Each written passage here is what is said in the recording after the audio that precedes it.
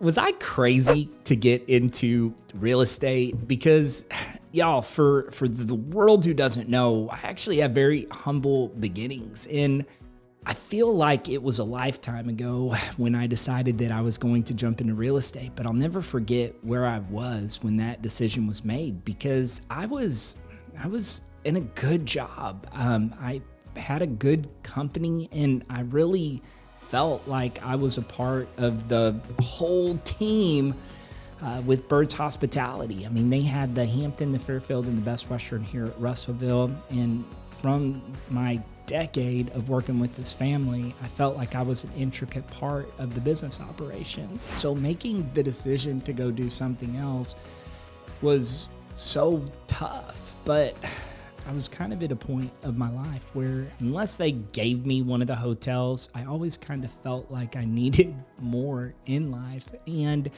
I remember having a real conversation with my wife, Bree, and me telling her like, hey, I'm wanting to go into real estate.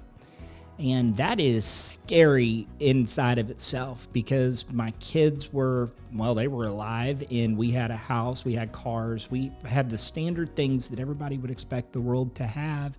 And leaving a salary position to go to something that was commission-based is scary for everyone. Looking at the stats with her, and even going back and looking at what happened in 2024 with real estate agents, I mean, 71% of agents did not close a real estate deal in 2024, knowing that statistic going into it and the amount of agents that weren't able to produce a sale, man, that doesn't make your decision any easier.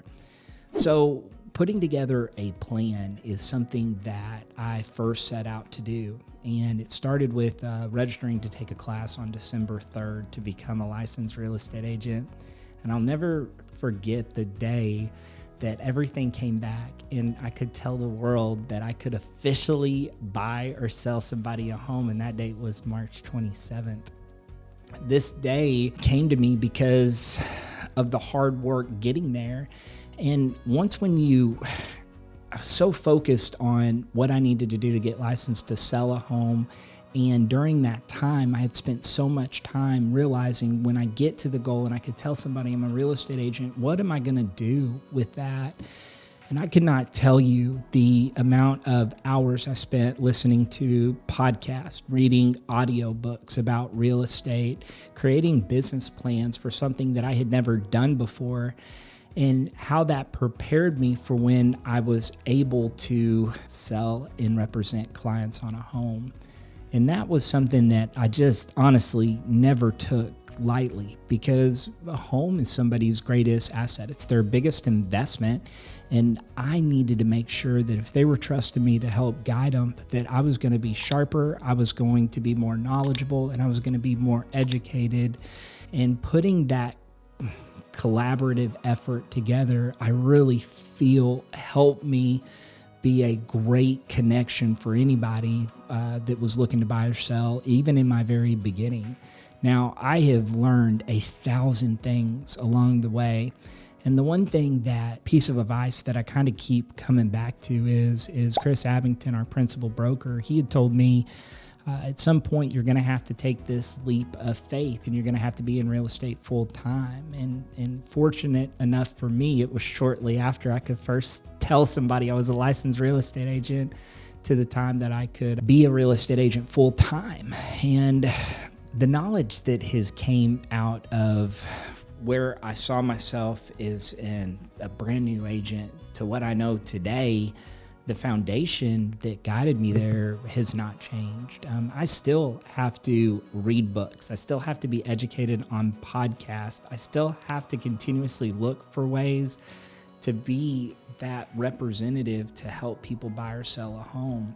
Looking back at my career now, having helped hundreds of buyers or sellers, the one thing that I really try to instill with clients that hasn't changed, from the very beginning, is that we don't talk ourselves into decisions. That ultimately, if we are the ones talking ourselves into decisions, it's probably not the right thing to do. That thought process has to not only guide the way that clients move through the real estate transaction, but it's also a principle that has to guide me through the way that I do my life. Jumping into real estate was something that I never talked myself into. It just felt right in the beginning. And where I am in my career today is just so humbly proud of all the people that I've had an opportunity to help through whatever they needed along their own journey.